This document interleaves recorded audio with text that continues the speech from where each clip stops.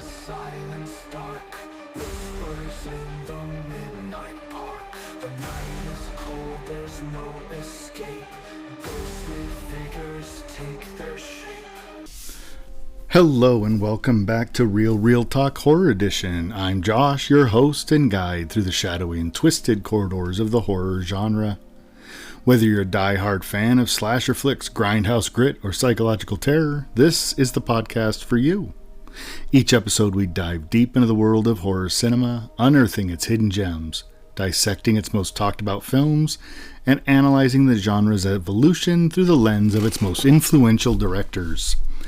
Today, we're continuing our exploration of one of the most polarizing figures in modern horror cinema, Rob Zombie. Originally known for his macabre theatrical style as the frontman of White Zombie and later as a solo artist, Zombie's transition to filmmaking has left an undeniable mark on the genre. His films are unmistakable, raw, grimy, and filled with complex characters who live in the grayest shades of morality. This series is dedicated to exploring his work, diving into what makes him one of the most divisive forces in horror. How does he honor the genre's roots while injecting his own chaotic and brutal vision? Does his penchant for mayhem enhance the stories he tells, or does it undermine them? And ultimately, what do his films reveal about him as an artist? So far, we've dissected 3 of his films. 2003's House of a Thousand Corpses, his audacious debut, which served as a chaotic, neon-soaked love letter to 1970s grindhouse horror. While its scattershot storytelling was divisive, it introduced audiences to Zombie's unrelenting brutality and his unique visual flair. Then 2005's The Devil's Rejects, a shift in tone that evolved into a grim, morally ambiguous road movie. Widely regarded as Zombie's masterpiece, it traded surrealism for stark realism, creating a brutal yet strangely human narrative about the Firefly family. His 2007 remake of Halloween, which split audiences once again, some found the deeper dive into Michael Myers' backstory fascinating, while others felt it was unnecessary. The film blended Zombie's signature grit with Carpenter's legendary slasher formula, creating a unique, if controversial, version of the iconic tale. Today, we're tackling the sequel to that remake, Halloween 2 from 2009, a film that pushes Zombie's creative vision to its limits and divides critics and fans even more sharply. Get ready for a journey into the chaotic, nightmarish world of Laurie Strode and Michael Myers. Let's dive right in.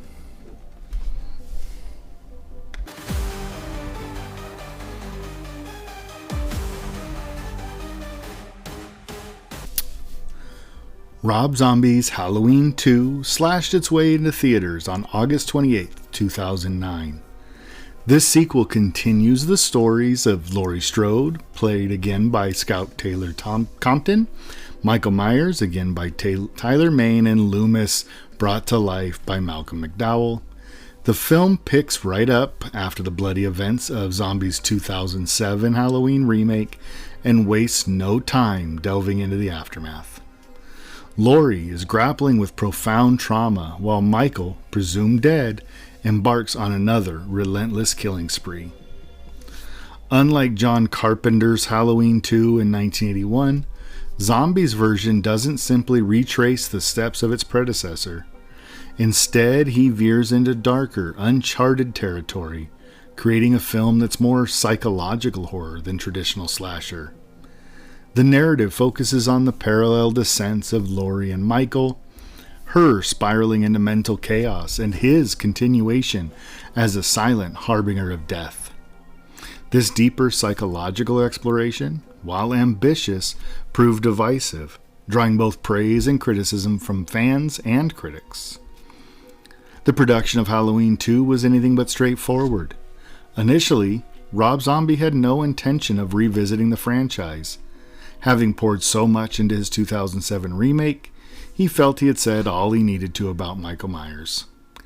However, when the studio insisted on a sequel, Zombie agreed, but only on the condition that he had complete creative freedom.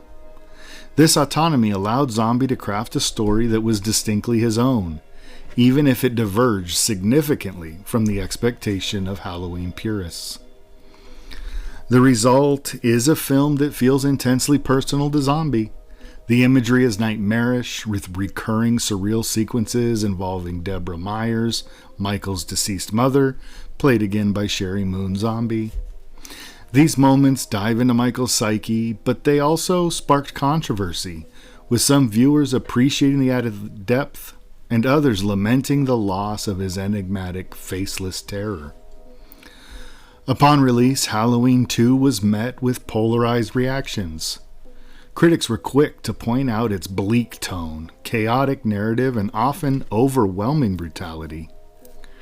Yet there were those who admired the audaciousness of Zombie and praised his willingness to push boundaries and embrace a grittier, more emotional approach to horror storytelling. Fans of the 2007 Halloween were similarly split. Some appreciated the continuation of Zombie's gritty vision, while others found it strayed too far from the series' roots. Despite its divisive reception, Halloween 2 remains a fascinating entry in the franchise. It's a film that dares to explore trauma and madness in ways most slashers shy away from, creating a uniquely grim and introspective horror experience. Whether you view it as a bold reimagining or a misguided misstep, there's no denying the impact of Zombie's unflinching creative voice in the world of modern horror.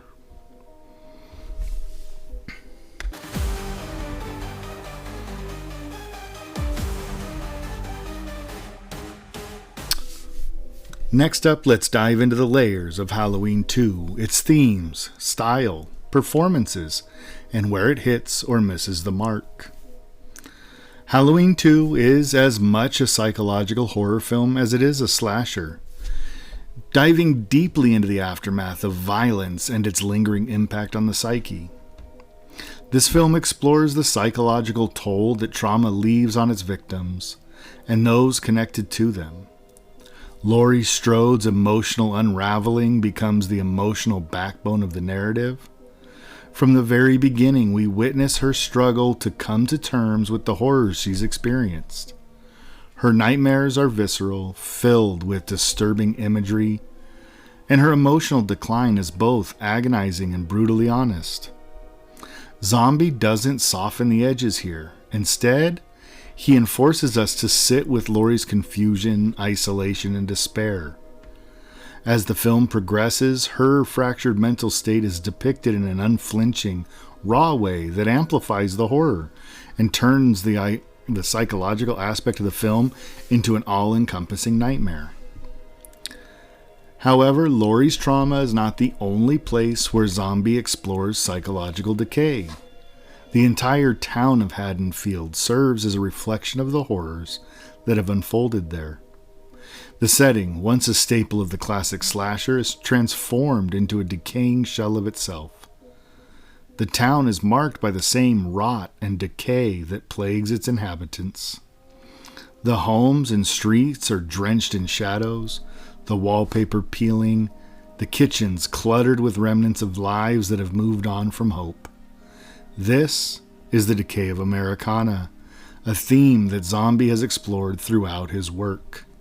And here it looms large, suffocating the atmosphere.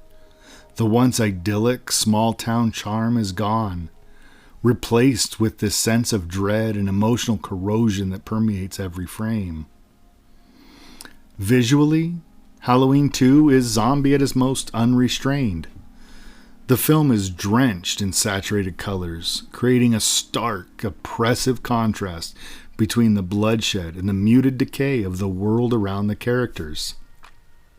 The chaotic editing, rapid cuts, jolting camera movements, and unsettling transitions creates a fever dream atmosphere, one that mirrors the chaos swirling inside Laurie's mind.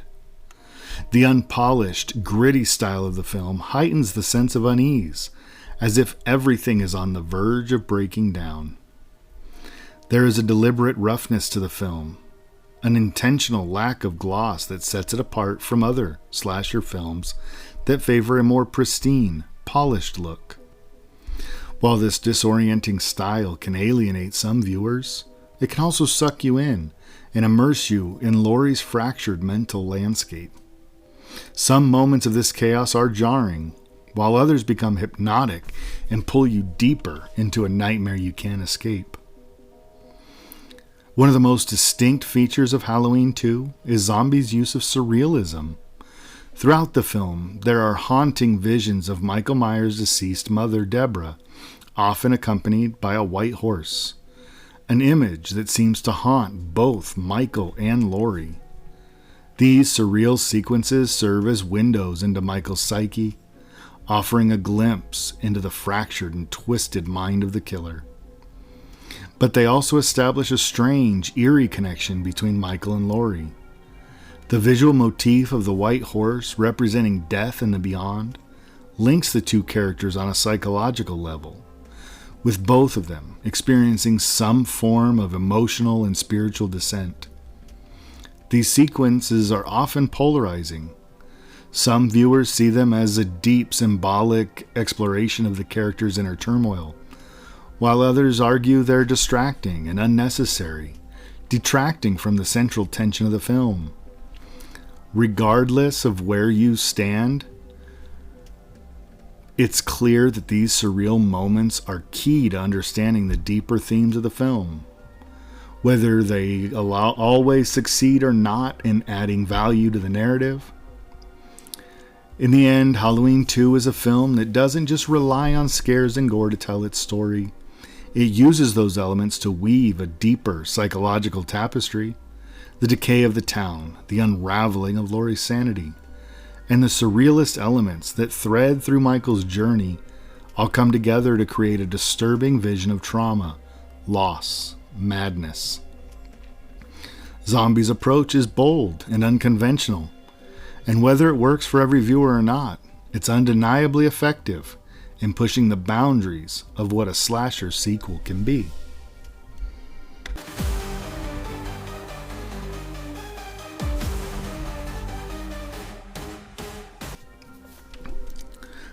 The performances in Halloween 2 are not only intense, but also layered with complexity, reflecting the dark psychological nature of the film. Scout Taylor Compton's portrayal of Laurie Strode is a standout, offering a harrowing and unflinching depiction of a character deeply scarred by the trauma of the first film. Laurie in this version is not the traditional final girl that we've come to expect in a slasher film. She's damaged, angry, and at times downright alienating, a far cry from the innocent and virginal archetype of the past. While this version of Laurie might be difficult for some to connect with, it's a brave choice that feels authentic to the narrative that Zombie is telling. Laurie's descent into madness is tragic and compelling. Her journey is not about simply surviving, but about trying to make sense of the chaos she's been thrust into. Taylor Compton embodies this struggle with raw emotion, offering a performance that's vulnerable, conflicted, and at times volatile. The anger and pain in her portrayal make Laurie a character far more complex than most slasher survivors. Tyler Maine's portrayal of Mike Myers continues to be one of the film's defining features. His Michael is towering, a primal figure radiating brutal strength and an air of silent menace. However, Halloween 2, Zombie introduces a slightly more human edge to the character. Through a series of unsettling visions involving his deceased mother, Michael is shown not just as a mindless, killing machine, but as a creature driven by an internal torment that stretches beyond the mere act of murder. These glimpses into his psyche don't make him sympathetic by any means, but they add a layer of complexity to a character that has, in other films, often been portrayed as little more than an unstoppable force of evil. Maine's stoic, silent performance allows these moments of vulnerability to shine through, giving Michael a sense of tortured humanity that adds depth to the character. It's a refreshing take on a horror icon who is traditionally depicted as one-dimensional. Malcolm McDowell's Dr. Loomis, on the other hand, takes a radical departure from the character fans have come to know and love in John Carpenter's original and its sequels. In Halloween 2, Loomis is no longer the moral compass or the voice of reason, but instead is portrayed as a self-absorbed opportunist. He's more concerned with his own fame and financial gain than in the well-being of his patients or the town he once sought to protect. This shift in characterization is one of the most controversial aspects of the film. While it serves as a sharp critique of media sensationalism and the exploitation of tragedy for personal gain, it's a stark contrast to the empathetic, rational Loomis that we were introduced to in the '78 original. This change alienates some viewers who were hoping for a return of the moral counterbalance Loomis represented in the franchise's earlier films. But McDowell's performance is still compelling, bringing a different, unsettling energy to the character. The supporting characters in Halloween 2 are also noteworthy, though they often feel more like fodder for Michael's rampage than fully realized individuals. Zombie's writing for minor characters adds to the film's gritty and vulgar atmosphere, but it can also make these figures feel like they lack substance. They serve more as catalysts for the action and violence than as fleshed out individuals with motivations and arcs. While this works in creating the film's brutal tone, it can also make some of the characters seem disposable. Despite this, there are a few standout performances among the supporting cast, particularly in the portrayal of characters who embody the rough and tumble vibe of the film's setting. These performances give the movie a certain texture and grounding in the grim world that Zombie has crafted. But they often leave you wishing for a little more depth and nuance in the characterization of those who are meant to be more than just victims. Halloween 2 is a film defined by its characters' psychological complexity and its willingness to subvert traditional horror tropes. The performances, particularly from Taylor Compton and Maine, elevate the film beyond a simple slasher to a dark, character-driven exploration of trauma, identity, and exploitation. However, while the main characters are rich with nuance, the supporting cast often feels underdeveloped, serving the film's atmosphere more than its narrative depth. Nonetheless, the performances throughout the film contribute to the intensity and discomfort that defines Zombie's unique take on the Halloween saga.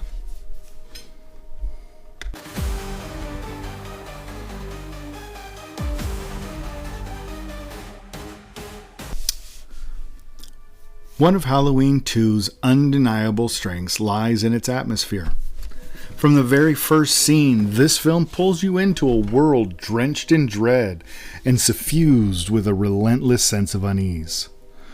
Rob Zombie's masterful use of grimy, desolate settings, run-down homes, desolate hospitals, and eerie small-town streets creates an oppressive environment that mirrors the fractured psyches of its characters. The soundtrack deserves special praise, blending haunting instrumental compositions with carefully curated rock tracks that enhance the film's gritty, immersive tone. Every sound and visual feels intentional, designed to pull us deeper into Zombie's vision. The performances also stand out as significant strengths. Scout Taylor Compton delivering a raw, unfiltered portrayal of Laurie Strode, capturing the messy, unrelenting trauma that comes from surviving such horrors.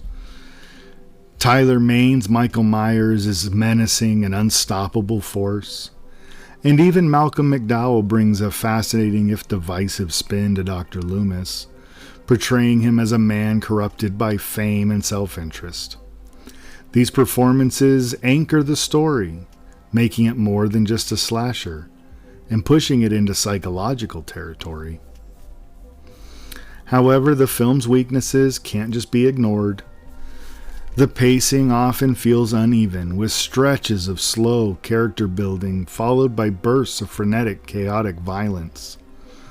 While the chaotic editing effectively mirrors the disarray in Laurie's mind, it can also disorient us in the audience, making certain sequences feel jumbled or difficult to follow. The lack of narrative coherence detracts from the overall experience, leaving some viewers more confused than captivated. The surreal elements Zombie introduces, visions of a ghostly Deborah Myers, a white horse, and other dreamlike sequences, are bold and ambitious, but their execution is inconsistent. While these moments attempt to provide a deeper psychological layer, they often come across as overindulgent, and they leave us divided over whether they add depth or simply distract from the core story. Zombie's penchant for pushing boundaries is both a blessing and a curse. His unrestrained style gives the film a fiercely unique identity, ensuring it stands apart from other entries in the Halloween franchise. However, this same approach risks alienating viewers who prefer a more traditional or methodical take on horror. At its best, this overindulgence is a hallmark of Zombie's uncompromising creativity, but at its worst, it tips into self-indulgence and tests the patience of even dedicated fans. Ultimately, Halloween 2 is a film of contrasts. It excels in atmosphere, performances, and audacity, but stumbles with its pacing, coherence, and occasional overreach. It's a movie that swings for the fences, and while it doesn't always connect, its ambition is commendable.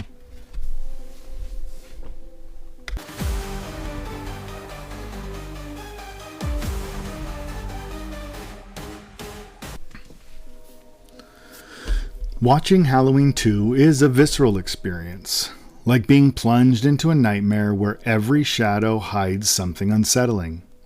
On a first viewing, the film's unrelenting intensity and bleak tone can feel oppressive. It doesn't offer the type of typical catharsis a slasher films normally do, where you root for the final girl and cheer when the monster is defeated. Instead, it drags you through the muck of trauma, violence, and psychological unraveling. It's a challenging watch, and I was emotionally drained the first time I saw it. However, on re-watching the film, its intricacies begin to reveal themselves. This isn't just a story about Michael Myers terrorizing Haddonfield. It's a meditation on the ripple effects of violence and the ways it corrodes individuals and communities. Laurie's trauma is palpable in every scene, and her descent into madness feels tragically inevitable. The parallels between her journey and Michael's unrelenting rampage are uncomfortable but compelling. Zombie's decision to explore this psychological depth, rather than sticking to a straightforward slasher formula, shows his ambition as a filmmaker. While Halloween 2 doesn't reach the narrative or emotional heights of, say, The Devil's Rejects, it stands as a testament to Zombie's willingness to take risks. His willingness to take risks. His decision to include surreal elements, like Michael's visions of his mother with the white horse, is bold, even if they don't entirely land. These flourishes might alienate some viewers, but they also underscore Zombie's refusal to play it safe. Love it or hate it, this is a sequel that dares to be different. In the larger context of Rob Zombie's filmography, Halloween 2 feels like a pivotal experiment. It embodies many of his signature elements, the grimy aesthetics, the damaged characters, and the unflinching portrayal of violence. At the same time, it pushes the boundaries of what a slasher sequel can be. It's a film that doesn't want you to be scared, it wants you to be unsettled, to leave a mark that lingers in your soul. For better or worse, this is a movie only Rob Zombie could make.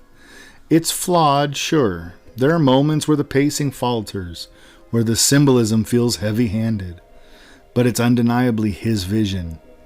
If nothing else, Halloween 2 serves as a reminder that horror doesn't always need to be clean, comforting, or easy to digest. Sometimes it's messy, brutal, and very personal. And in that sense, Zombie succeeds in creating a horror film that's as much about the characters as it is about the carnage.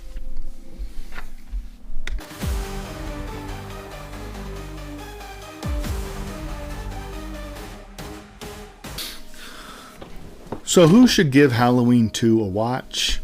If you're someone who appreciates Rob Zombie's signature grindhouse aesthetic, this film will feel like stepping into his unfiltered creative psyche. It's gritty, raw, and unapologetically unconventional. Fans of horror that leans into psychological trauma and character dissection will also find a lot to chew on here. This isn't a straightforward slasher fic. It's more of a psychological exploration wrapped in a bloody, chaotic package. However, if you're a purist who holds John Carpenter's original vision of Halloween sacred, you'll need to approach this sequel with an open mind. Zombie takes substantial creative liberties, crafting a film that's entirely his own. It's not interested in replicating Carpenter's methodical suspense or clean storytelling. Instead, it's a brutal, messy dive into the aftermath of violence and the fragility of the human mind. For those who do decide to watch, my advice is to set your expectations accordingly. This isn't a typical popcorn horror movie. It's bleak, it's heavy, and often uncomfortable. It's best viewed when you're in the mood for something that challenges traditional horror tropes and offers a darker, more introspective experience. As for my final rating, I'm giving Halloween 2 a 5 out of 10. It's a flawed but fascinating entry in Rob Zombie's filmography. The film's boldness and ambition are commendable, but its narrative missteps and chaotic execution hold it back. For die-hard zombie fans, this is an intriguing piece of his cinematic puzzle that is worth exploring. However, for casual viewers, it might feel too overwhelming, experimental, or simply not what you're looking for. Halloween 2 is a divisive film that showcases both the strengths and weaknesses of Rob Zombie's distinct style. If you're curious about his vision or enjoy horror that dares to be different, give it a shot. Otherwise, it's not an essential watch for the average horror enthusiast. So what do you think of Halloween 2? Does Rob Zombie's bold, unorthodox approach to this classic franchise resonate with you? Or do you feel it veered too far from what makes Michael Myers so iconic? I'd love to hear your take, share your thoughts on social media, or drop a comment wherever you're listening. You can find us on Instagram and Threads at RealRealTalk, or send us your thoughts directly to our email at therealrealtalk@gmail.com. Let's keep this conversation going, whether you're Team Zombie or not. This is a film that sparks some pretty passionate opinions. Looking ahead, we're diving even deeper into Zombie's filmography. Next time, we'll explore The Lords of Salem, a movie that takes Zombie's unique style into uncharted, experimental territory. If you thought Halloween 2 was a wild ride, just wait until we peel back the layers of Lords of Salem. You won't want to miss it. Thank you so much for tuning in to Real Talk Horror. If you enjoyed this episode, or if it made you think, please consider following, subscribing, and leaving a review.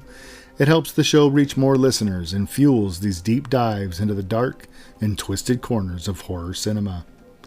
Until next time, stay spooky, keep exploring, and remember, horror isn't just a genre, it's a way of seeing the world.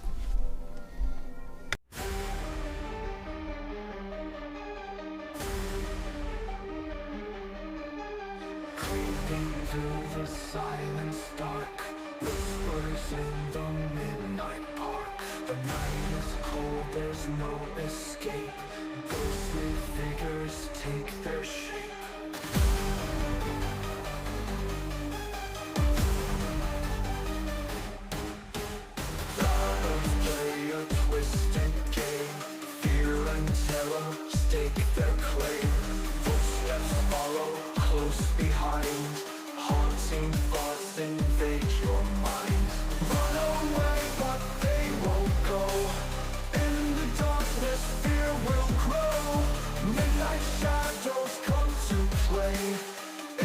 dreams they'll always stay.